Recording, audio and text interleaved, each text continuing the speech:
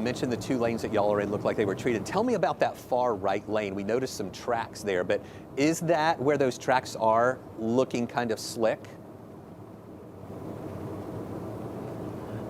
We have thankfully been avoiding that far right lane. I'm very lucky that I'm with my photographer, Dan, who was born and raised up north, so he knows what he's doing. I, on the very opposite end, was born and raised in Southwest Florida, which is why I am not behind the wheel right now.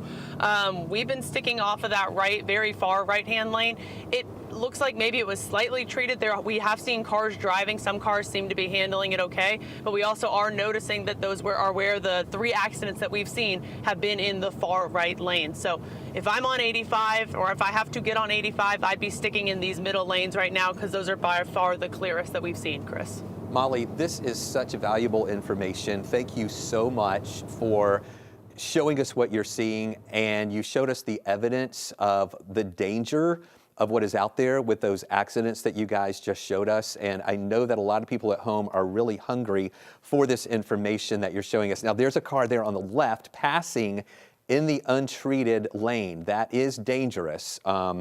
So I'm hoping that Dan and Molly are careful for that car not to spin out in front of that. Okay, thank you, Dan, for getting over there. That is really dangerous for that car in the untreated lane to be going that fast around all of these people. Okay, yeah, this is interesting to watch, guys, and I know Dan and Molly are being very careful being on these roads now, but the information that you guys are sharing right now is just so valuable to us and our viewers, and this is why stay off the roads if you can. Yes, you see these cars getting through here. Okay, Dan's going to try that other lane there that's a little less, looks like it's not quite as clear there.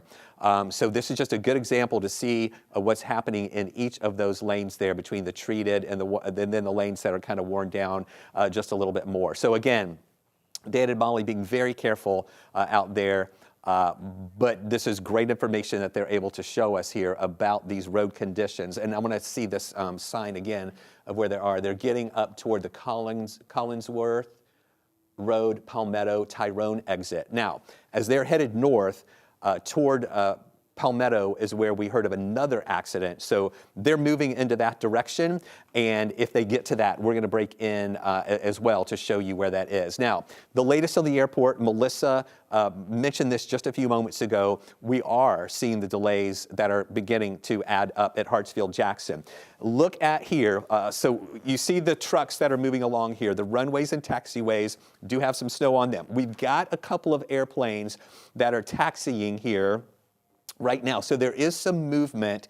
We don't have a complete ground stop at the airport, but look at these delays, 81 minutes and most likely growing here due to we've got the low visibility. Things have had to slow down at the airport a little bit so they can navigate these planes to get through the taxiways and runways right now at Hartsfield-Jackson. So be aware.